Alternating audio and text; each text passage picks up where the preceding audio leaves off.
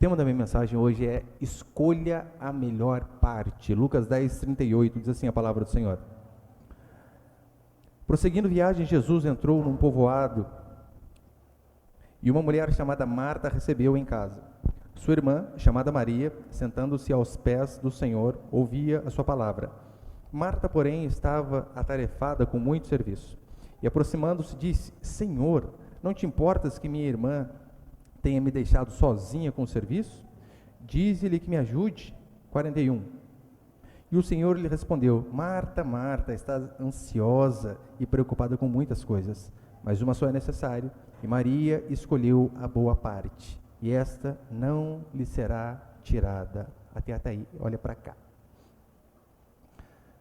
Dando continuação aqui às nossas pregações sobre o Evangelho de Lucas, na última semana eu falei sobre a parábola do bom samaritano, e nós vemos aqui que Jesus Cristo depois ele visita uma família, e essa família já era conhecida dele, né? Há indícios aqui de que ele já havia visitado essa família outras vezes, e depois os evangelhos vão relatar que posteriormente também ele visitou, até mesmo por conta da Páscoa, Lázaro, aquele que morreu e ele ressuscitou, era irmão de Marta e Maria. Então nós vemos isso daqui. Jesus, né, tinha o hábito de visitar essas pessoas, visitava as pessoas que eram hospitaleiras, os conhecidos, os amigos. E não sei se você lembra, na última semana, a grande ênfase da pregação da parábola de Jesus Cristo estava em relação ao amor ao próximo. As tábuas da lei ali foram divididas basicamente em duas, né? A primeira que fala da nossa fidelidade em relação a Deus, da vertical, e a segunda do nosso relacionamento para com o próximo. Semana passada a ênfase foi justamente esta: o nosso amor para com o próximo, aquele que estava lá na estrada arrebentado. E eu expliquei para os irmãos, quem é o nosso próximo? É todo aquele que precisa de ajuda. E então aqui, nesta história com H, né, de história verídica, porque tem história com E, que são aquelas histórias contadas, inventadas, mas aqui é um fato verídico.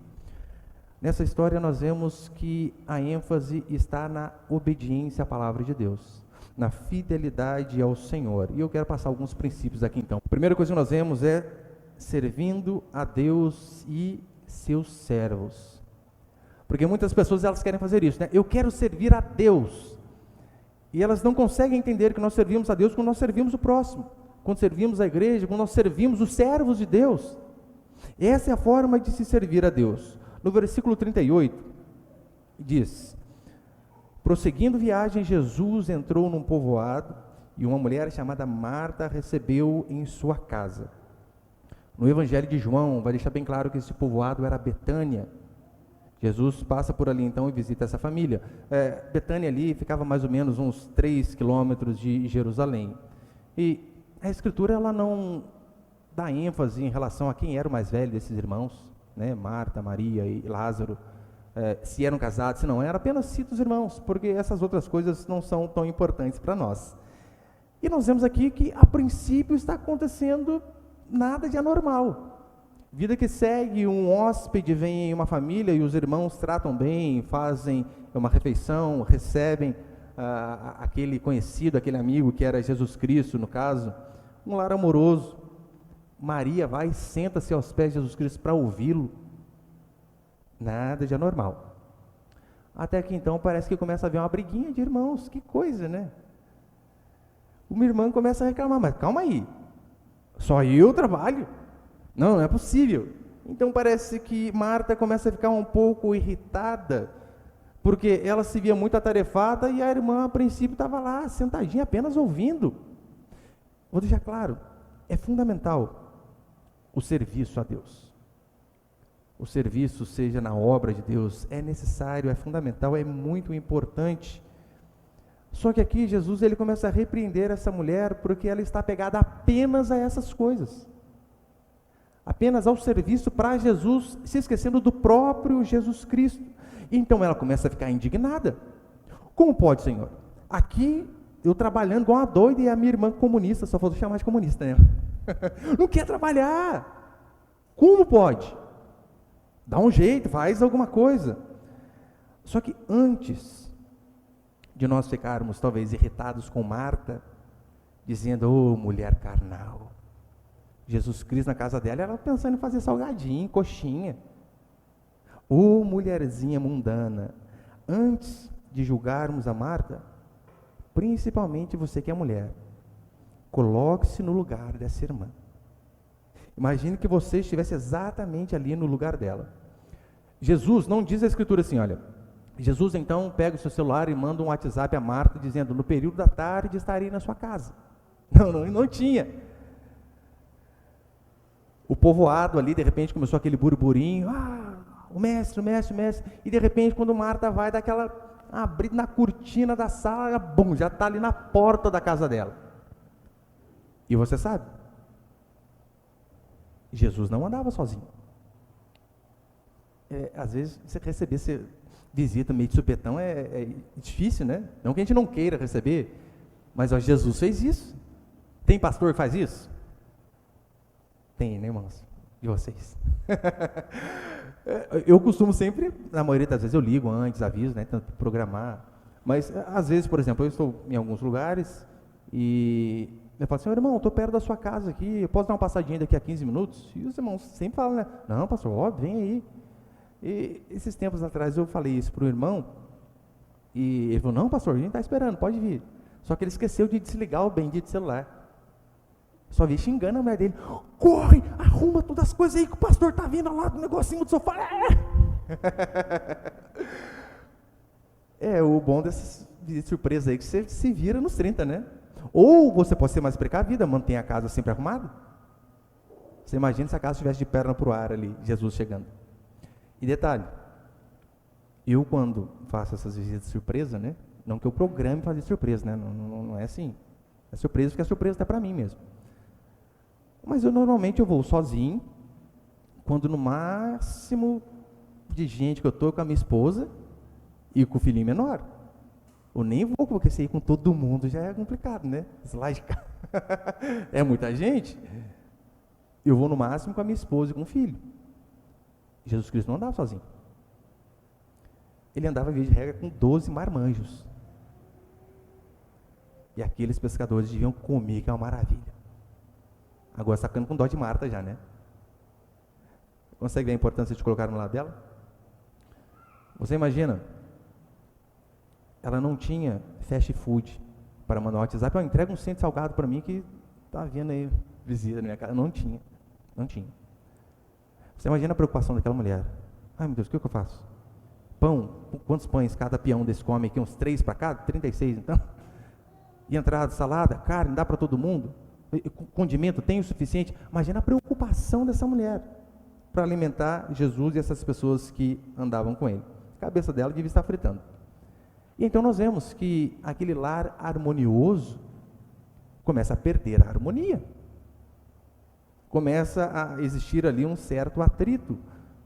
Mas como eu disse, é de suma importância o serviço a Deus. A questão de servir de forma prática. Mas aí Jesus vai falar, olha, isso é importante, mas há algo ainda mais importante, que é o segundo princípio. Põe ali. O segundo princípio, não coloque o secundário no lugar do principal. Não coloque aquilo que não é prioridade em primeiro lugar. Quando Jesus disse aqui, olha, Marta, Marta, era uma ênfase, assim como nós hoje, por exemplo, você vai escrever algo, se você quer enfatizar uma palavra, você põe em negrito, se você está digitando, você sublinha, se você está escrevendo, você põe em caixa alta, né? Apesar que caixa alta significa estar gritando, mas outras formas de se enfatizar algo. Esta era a ênfase, quando você queria mostrar que algo que você falar era importante, era você falar 2 vezes, tanto é que nós vemos no Evangelho de João constantemente, em verdade vos digo, Jesus não tinha nenhum problema de cacofonia, não era gago, era simplesmente mostrar que ele iria falar algo de suma importância. Por isso então ele dava aquela ênfase. A expressão Marta, Marta quer justamente mostrar isso. Uma boa refeição para alguém que venha visitar é primordial, é fundamental. Mas Jesus vai dizer aqui, em relação a mim, existe algo ainda mais importante. Algo mais importante do que fazer algo prático para mim, é você fazer exatamente o que essa sua irmã está fazendo. Sentar, ouvir, aprender, para que depois então você possa agir. Marta estava preocupada com muitas coisas, é o que vai dizer aqui, né? Atarefada com muitas coisas. Eu sei que aqui a ênfase vai falar em relação a Jesus Cristo, das coisas que nós colocamos no lugar de Deus, mas se formos levar para o lado prático, isso serve para qualquer coisa na vida. Você precisa definir prioridades na sua casa, prioridades na sua vida. Se você não coloca objetivos, provavelmente você vai rodar e não vai chegar a lugar nenhum. Você vai parecer aquele barco que fica remando apenas de um lado, e se você rema apenas de um lado, ele fica remando em círculos. É necessário que você reme um pouco de cada lado, esquerda, direita, para que ele possa ter direção.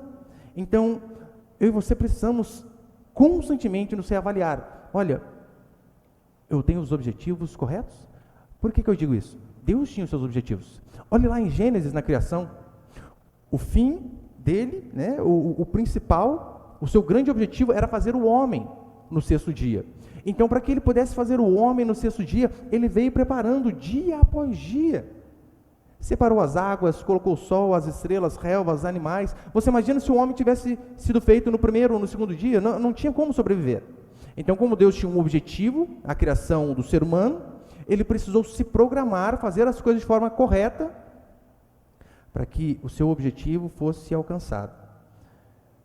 Os muitos serviços, às vezes, em nossas vidas, nos trazem irritabilidade, nos fazem ficar nervosos, desassossegados, e às vezes fazem o pior, nos tiram do foco de Jesus Cristo. Tantas preocupações que nós acabamos deixando o que é essencial para segundo plano. Como eu falei, aqui está falando em relação a Cristo, mas isso vale em relação a tudo. Veja bem, você trabalha na média ali 8 horas por dia, né? A média, trabalhador comum. Tem pessoas que são viciadas em horas extras. Nada contra, fazer de vez em quando, aumenta um pouco a renda. Só que às vezes são tantas horas extras, que quando chega o filho está dormindo, quando acorda o filho ainda está dormindo. E nunca tem tempo para a família. Nunca vê a criança crescer. Não tem tempo para absolutamente ninguém. Às vezes é o anseio de, eu preciso buscar um futuro melhor para o meu filho. E você acaba deixando de viver o presente. Não tem tempo de qualidade. E às vezes é necessário, sabe o quê? Tempo à toa. Dar risada junto. Fazer nada junto, ficar deitado no sofá com o pezão para cima, junto.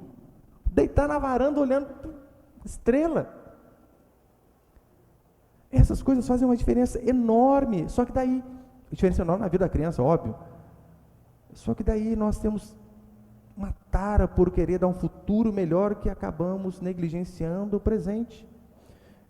Eu trabalhei com um rapaz uma vez, no quartel, que ele morava longe, né, outro estado, então ele ia para a casa dele, normalmente uma vez por mês, quando muito, a cada 15 dias. Uma loucura, óbvio que é loucura. E não há família que aguente um negócio desse. E ele, uma vez dizendo para a gente lá que, nossa, ele chegou na segunda-feira, a gente foi trabalhar, e nesse final de semana ele tinha ido, né, para a casa dele. Ele, ó, eu estou saindo de casa lá, de repente, na hora que eu fui dar um beijo na minha filha, ela foi amarrar o cabelo, assim, tá com um piercing no umbigo. O que é isso, menina? Será que se a presença dele não fosse mais constante, ele não teria percebido quando ela colocou, as intenções dela em colocar? O piercing foi só o primeiro, né? Acho que depois de uns 6 meses ele voltou a ficar a barriga, não com piercing, né? Mas esticando. Grávida. Mas às vezes, é uma transferência que eu vou para um lugar mais longe, ganho mais dinheiro, só que eu acabo deixando aquilo que teria que ser prioridade. No caso aqui, entre dinheiro e família, óbvio que é família. Por isso que eu louvo a Deus, às vezes, por alguns irmãos que contam para mim, né, olha, eu poderia estar ganhando muito dinheiro em tal lugar, mas eu preferi ganhar menos, mas estar perto da minha família, dos meus parentes, porque nós não sabemos o dia de amanhã, a vida é curta. O irmão me dizendo que a empresa dele o chamou para trabalhar na Alemanha, né, eles têm uma filial na Alemanha. E um dos motivos que ele não foi, ele falou, olha, a primeira foi questão de igreja, que lá naquela região da Alemanha não tem igreja reformada boa, nem igreja direito tem. E segundo, olha, eu já perdi meu pai, a minha mãe está de idade, os meus parentes estão todos aqui. Então, por conta de dinheiro, eu vou deixar de estar junto com os meus irmãos, com os meus familiares? Não vou. Daí você pensa, olha, um cara desse está perdendo. Não está. Não está. Uma pessoa dessa verdadeiramente está ganhando. Não só em relação a filho. Muitas das vezes, vem o casamento indo embora. Porque não priorizam o cônjuge. Porque você sabe, né? Um casamento, o seu objetivo é satisfazer e alegrar o seu cônjuge antes dos filhos. Os filhos vêm por causa dos cônjuges. Então, a causa primária é o marido e a esposa. Então, este deve ser o seu objetivo. Como eu posso fazer o meu cônjuge feliz? Como eu posso ser um melhor marido? Como que eu posso ser uma melhor esposa? Hernán Dias Lopes, ele conta que uma vez um casal tinha acabado, né, de casar, novinho ali de casamento, e eles decidiram o seguinte, olha, vamos 5 anos trabalhar igual um condenado. Trabalhar, vamos juntar dinheiro, fazer o nosso pé de meia, 5 anos, daí depois a gente começa a desfrutar da vida um pouco. E então tá o cara em 2 serviços, a mulher em 2 serviços, trabalho, quase não se viam, um trabalhava durante a semana, o outro pegava parte da semana e final de semana. No final de 5 anos, veio o dinheiro, veio. Se houver trabalho, dedicação, vai vir dinheiro, pode ter certeza. No final de 5 anos, veio o dinheiro. O casamento foi. Não havia mais casamento. Haviam 2 estranhos dentro de casa. E então tiveram que fazer o quê? Repartir tudo aquilo que eles haviam ajuntado. A internet hoje em dia é algo fabuloso. Ela aproxima as pessoas que estão longe. Isso é fantástico. Você fala com pessoas que talvez você nunca teria oportunidade de falar.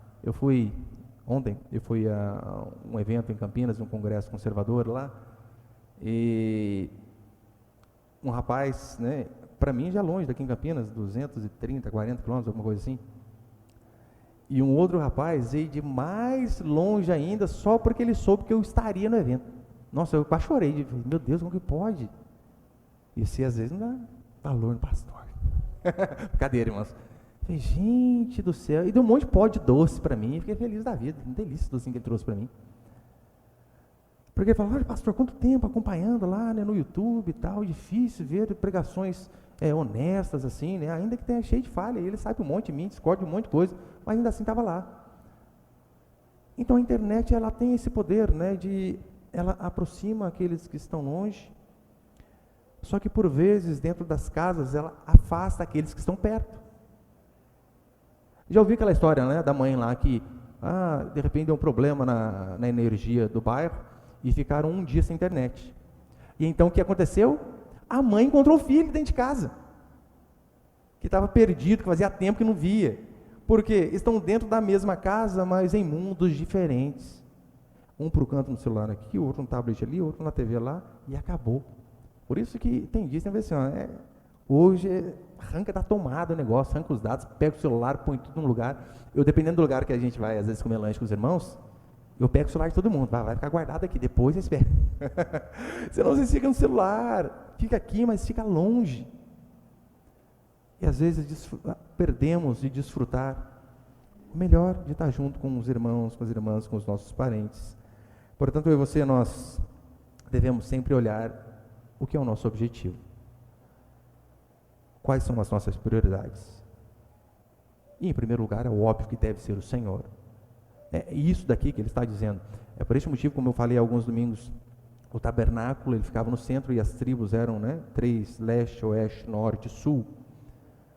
Não era o tabernáculo que ficava onde as pessoas estavam, eram as pessoas que vinham e armavam as suas tendas ao redor do tabernáculo, para mostrar de uma forma simbólica para mim e para você que a nossa vida deve se adequar a Deus, e não Deus deve se adequar a nós. Porque o que muitos fazem é isso, eles encaixam Deus na sua agenda. Só que às vezes a agenda está apertada e não tem tempo para Deus. Eles não conseguem perceber que o foco, que o objetivo está indo embora.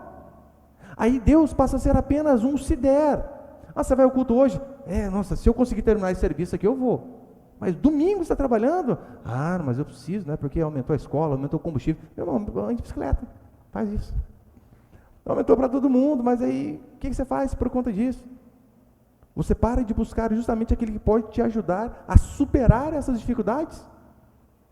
Temos que buscar ao Senhor e colocar Ele como grande objetivo de nossas vidas. É necessário, sim, como eu falei, fazer as coisas para Deus.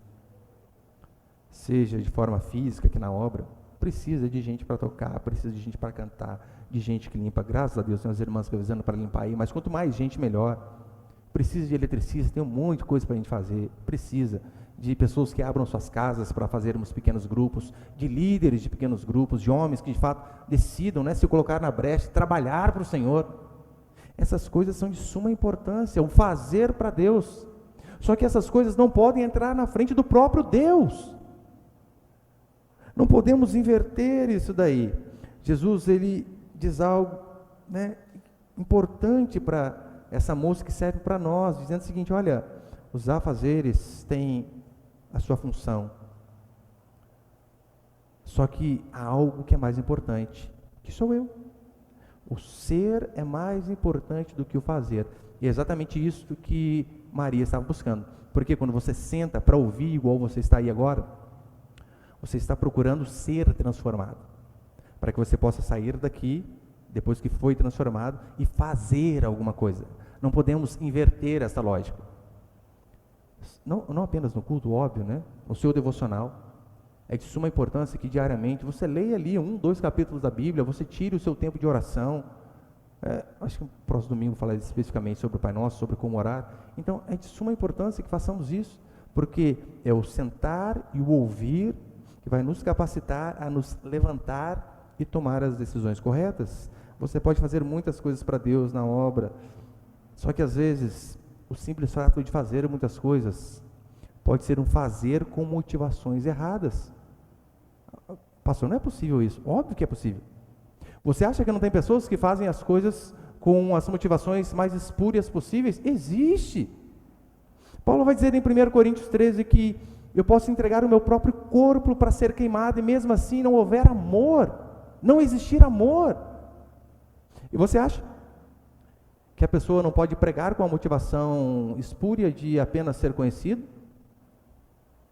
De apenas ter uma relevância, seja numa rede social, seja na sua cidade, ou seja até uma proeminência no meio da comunidade? Óbvio que tem.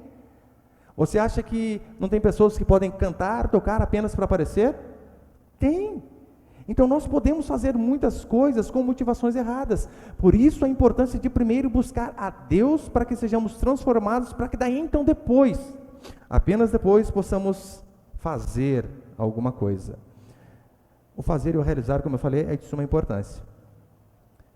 Mas você sentar, aprender, ler, meditar na palavra do Senhor, vai mudar toda a sua existência. É assim que nós devemos trabalhar. Maria, que ela se deleitava em Jesus mais do que no serviço a Jesus. Ela sabia, eu vou trabalhar o tanto que for preciso para Deus, mas o mais importante é o próprio Deus. O trabalho para Deus decorre do tempo com Deus. Jesus aqui está dizendo de forma explícita: a minha maior preocupação é com a sua devoção do que com a sua ação. Não seja, claro, né, aquela pessoa que chega, senta, fica aí de forma estática e não faz nada. Se puder fazer, faça. Faça e faça o máximo que puder.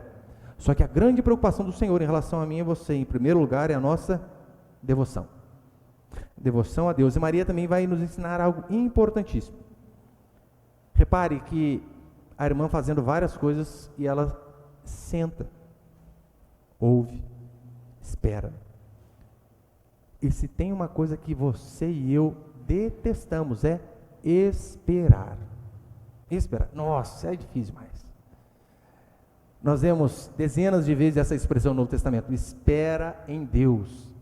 Dia de regra, nós queremos sempre alguma coisa para ontem, né? Ontem eu estava viajando, daí o irmão Thomas aqui foi comigo. Deu acho que umas 2h50 mais ou menos, né, Thomas? De ida. Gente, se existisse teletransporte, eu comprava uma passagem. Eu detesto perder tempo, até em estrada. Eu sempre levo alguém por causa disso, né? Vai conversando, só que você imagina, 2h30 para ir, 2h30 para voltar, não tem mais o que conversar mais. Daí tá eu dormindo lá, eu estou dirigindo, espero que não tenha dormido também, né? Mas olha, é de suma importância você ouvir, você buscar a Deus, você pensar, aprender antes de agir em determinadas coisas, aprender de fato a esperar. Espera. Por que você acha que muitas pessoas acabam metendo os pés pelas mãos? Porque às vezes esquecem aquele simples conselho de Provérbios que diz assim: não desperteis o amor enquanto não é tempo. Daí está lá, um moleque com 15 anos, começando a sair os primeiros pelos aqui na barba, e diz: eu estou apaixonado. Ai, pastor, eu estou apaixonado. E ouço isso aí, a vontade é pegar, dar uma enxada na cabeça, assim, pá! Aqui, apaixonado pela enxada que você tem que apaixonar, rapaz. Ih, apaixonado que você não tem condição de sustentar nem a você, quanto mais uma outra pessoa. Daí fica lá, né? Daí conversa, faz isso, faz aquilo. E a gente é ser humano, e aquele fogo vai tomando conta da gente. Só que tem 15 anos, não tem a mínima possibilidade de casar, mas está o tempo todo alimentando uma paixão. Não entende o princípio de esperar. Há coisas que é necessário esperar, e às vezes esperar muito tempo. Daí você sai metendo o pé pelas mãos. Daí faz borrada, depois você vem, igual o cachorrinho que caiu da mudança, com o rabinho entre as pernas, deu tudo errado na minha vida. A vida inteira a gente falando, espera, cuidado. Eu falo constantemente aqui, né? Ah, pastor, eu queria casar, uma irmã, por exemplo. Olha para a mão do cidadão, tem calo? Se tem calo, há bons indícios. Agora o cara detesta a enxada. Não adianta. Enxada é só um termo para usar trabalho, né? Pode ser qualquer trabalho, pode ser digitando, nada contra, né? Eu gosto da enxada mesmo, né? Mais masculino. Ele não sabe por que as coisas dão errado. Uma vez conversava com uma moça, e quando a pessoa está apaixonada, gente, é difícil falar, ou não é? Uma vez eu ouvi um pastor dizendo, ele tem 2 filhas adolescentes, ele falou: olha, eu oro todo dia para que minhas filhas não se apaixonem, porque eu sei que se elas se apaixonarem, elas não vão me ouvir. E é por aí que acontece. Porque a paixão, você sabe, não é? É algo que toma conta da gente, né? Ainda bem que dura em média 2 anos, sabia disso? Já li alguns estudos falando nisso, que a paixão dura em média 2 anos. Ainda bem, porque se durasse mais que isso, ninguém trabalhava. Você já foi apaixonado, você sabe como que é, né? Lembra quando você põe a mão na mão da pessoa? Deus, tem um negócio, né? Coração. Já aconteceu isso com você? Comigo já. Hoje não mais. Mas às vezes dá uma raiva. Que você insiste, mulher. Eu sei que dela também, óbvio, são 21 anos junto, muita coisa. Mas ainda bem, porque a gente entende que depois que passa a paixão, permanece o amor. É o amor. Minha esposa vai ficar brava, mas toda vez eu falo, né? Gente, quando ela era apaixonada, era a coisa mais linda. Ela pegava ônibus e ia no ônibus, que eu levava ela de bicicleta para a rodoviária. Pobre, versão turbo 2.0. Bicicletinha levando, e feliz da vida, a bicicletinha. Meu amor. E às vezes eu deixava ela na rodoviária, ela pegava o ônibus e ia. Daí passava um pouquinho, o ônibus lá na frente parava. Não era nem ponto de ônibus. Ela pedia para o motorista parar em lágrimas. Voltava correndo com aquele cabelo encaracolado, esvoaçante. Eu não consigo ficar longe de você. Vem, querida. Daí ia pegar o ônibus 3h20. Vamos ficar mais um pouquinho? Pega 4h20. 5h20. Via de regra, pegava o último sempre. Ainda bem que passou, senão estava morrendo de fome em casa. Não tinha almoço, não tinha janta, não tinha nada. Mas é de suma importância que nós não venhamos despertar essa paixão antes da hora. Que nós venhamos a entender aquilo que a Escritura diz, né, que há tempo para tudo debaixo do céu. Há tempo absolutamente para tudo. Então, 15 anos, está apaixonado? Não está. Pastor, minha filha está apaixonada. Ela precisa de terapia. Terapia cheia de louça. Dá um monte de louça para ela lavar lá. Eu duvido que ela vai ficar pensando nisso. Acabou. O homem, dá uma enxada. Dá uma enxada, então você pega e resolve esse problema. Então, é isso que nós vemos aqui, a importância de aprendermos a esperar também. Porque toda vez que nós colocamos os carros na frente dos bois, a gente só se atropela. E terceiro, para encerrar, põe ele, por favor.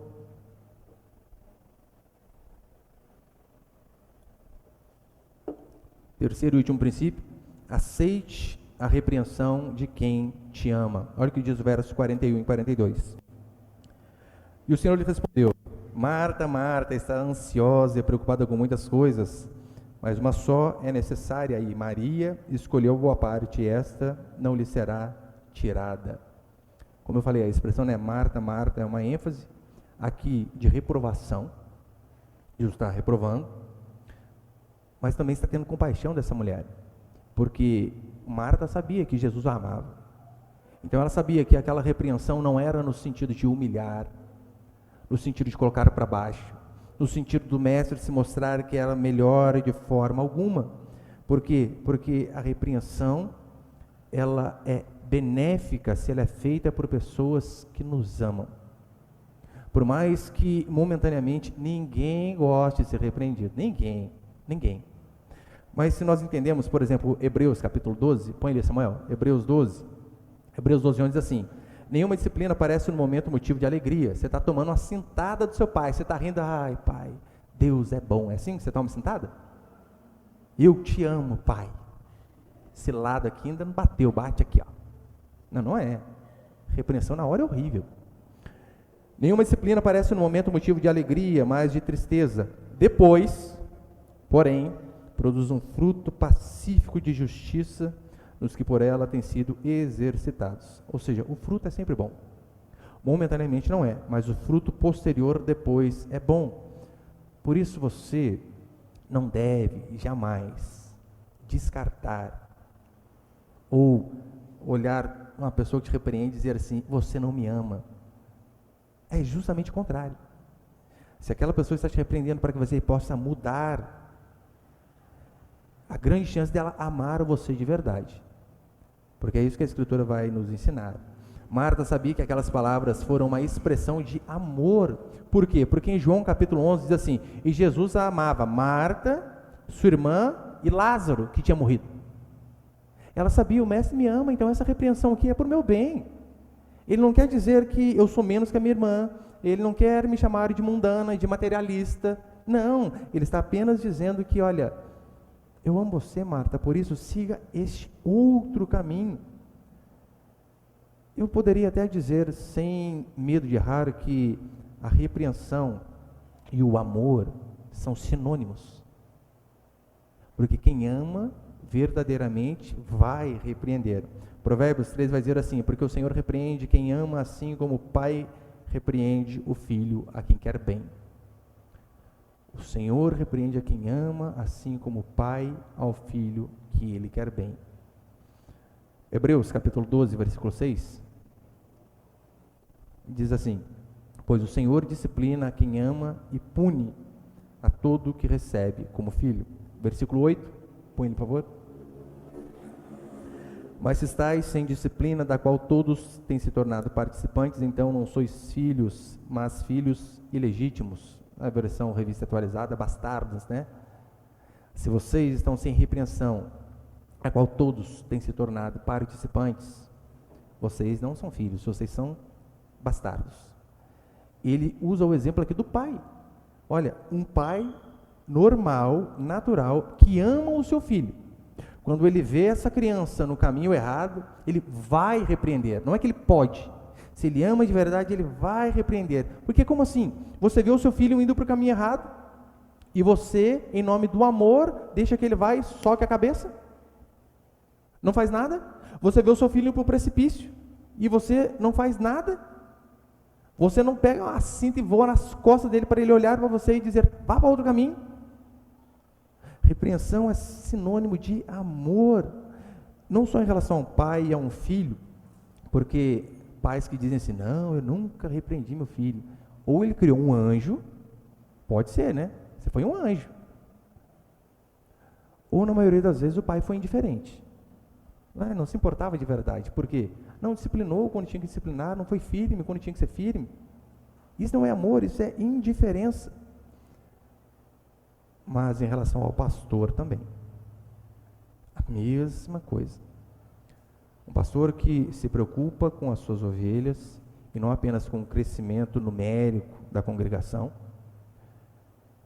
Ele vai repreender quantas vezes for necessário. E isso é amor. Talvez a melhor analogia que nós tenhamos é o Salmo 23.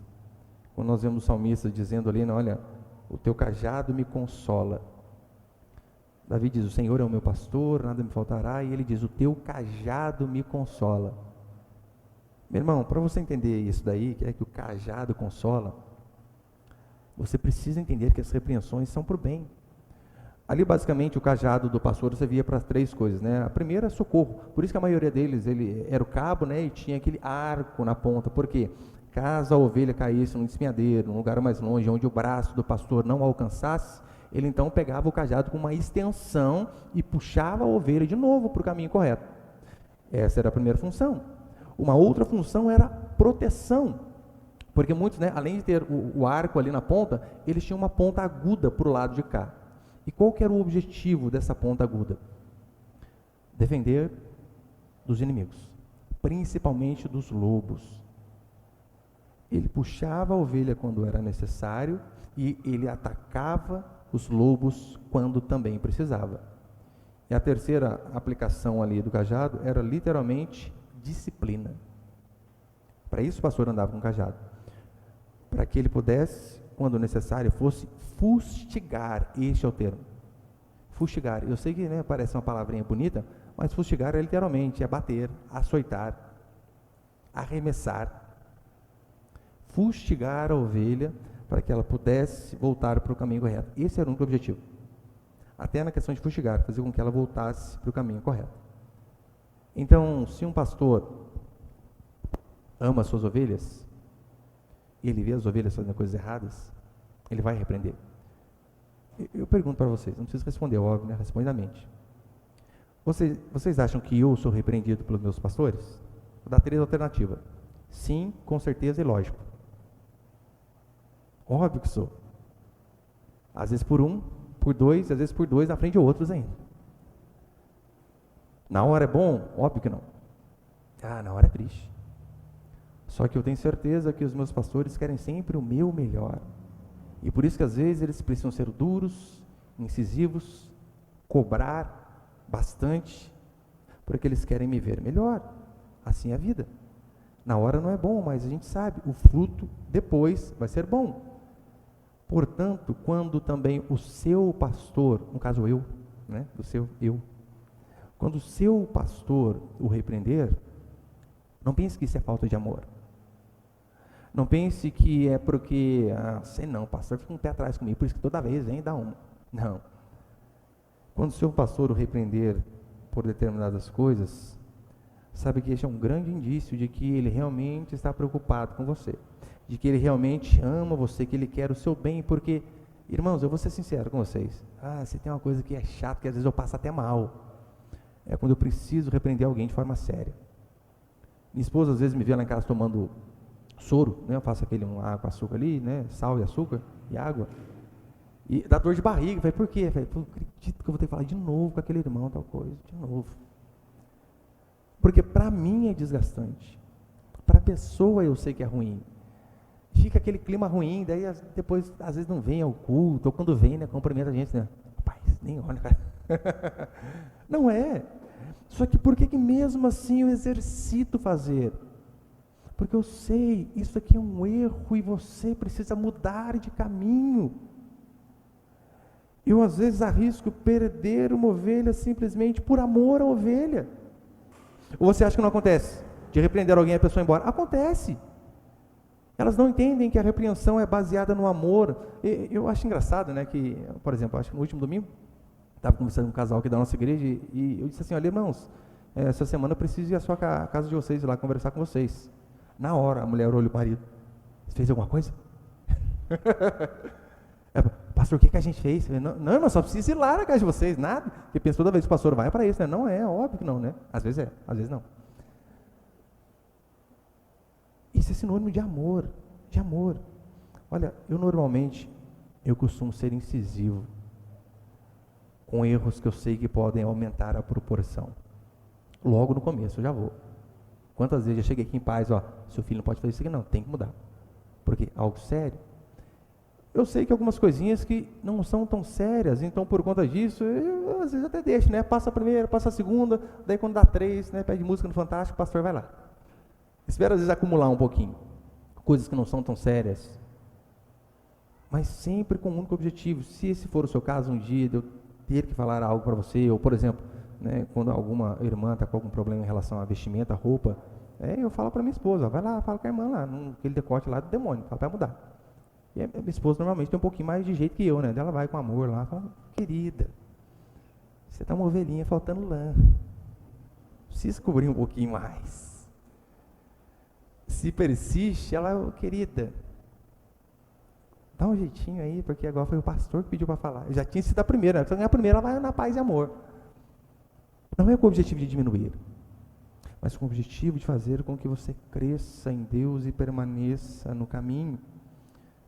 Eu sei que, mas você pode pensar o seguinte, né? Pastor nunca foi falar nada para mim. Você pode também fazer o seguinte, você pode me chamar na sua casa e falar assim, pastor, o que eu tenho que mudar? Se tiver coragem, né? Eu só vou falar para você, senta aí, pega um caderninho, está preparado para anotar? Anotando aí. Por que eu digo isso? Porque eu constantemente falava isso ao meu pastor, né? Poxa, pastor, eu tenho que acordar a tal hora, fazendo isso, fazendo aquilo. Tem mais alguma coisa que eu posso mudar? Né? O senhor está vendo alguma coisa que dê para melhorar? Alguma coisa que eu esteja fazendo de forma errada? E normalmente eu vi um monte de coisa. Só que eu sabia que todas aquelas coisas eram para o meu bem. Sabia que era para o meu bem. Então, que você venhamos a jamais rejeitar a questão da disciplina. Por quê? Porque nós somos transformados na medida que somos lapidados. A transformação vem justamente quando, né, essas arestas aí vão sendo aparadas, então nós vamos ficando cada dia mais uma pedra bonita e deixando aquela brutalidade de lado. É de suma importância. Maria termina dizendo aqui que eu e você não devemos, de forma alguma, negligenciar o fazer. Por isso que no versículo 40 diz, né? Não te importas que minha irmã me tenha deixado sozinha com o serviço? Ou seja, minha irmã me tenha deixado. Então, até certo momento, Maria também estava ali fazendo serviço. Em chegando Jesus Cristo, ela larga aquilo que era secundário e vai para o principal. Que eu e você possamos, de fato, fazer o melhor possível para Deus, fazer na obra da melhor maneira possível, sem jamais esquecer que a prioridade é o nosso Deus, é ouvi-lo e ser transformado por Ele a cada dia, para que daí então nós possamos agir de forma diferente. Amém, meus irmãos?